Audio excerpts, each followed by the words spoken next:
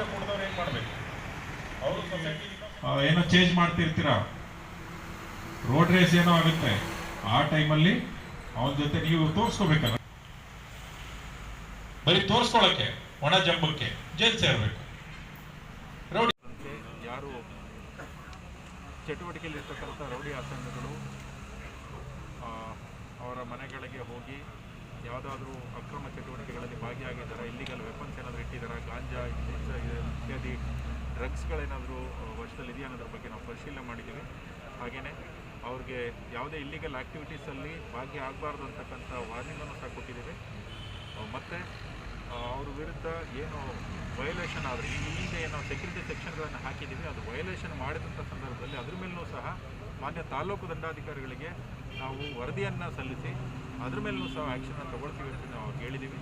ಹಾಗಾಗಿ ಹಿರಿಯ ಅಧಿಕಾರಿಗಳ ಸೂಚನೆಯಂತೆ ಇಷ್ಟು ನಾವು ಅವರಿಗೆ ಎಚ್ಚರಿಕೆಯನ್ನು ಕೊಡ್ತೀವಿ. ಹೆಚ್ಚಿನ ಅನುಮಾನ ಇದೆ, ಯಾರು ಆಕ್ಟಿವ್ ಆಗಿದ್ದಾರೆ ಅಂಥವ್ರನ್ನ ಅನಿರೀಕ್ಷಿತವಾಗಿ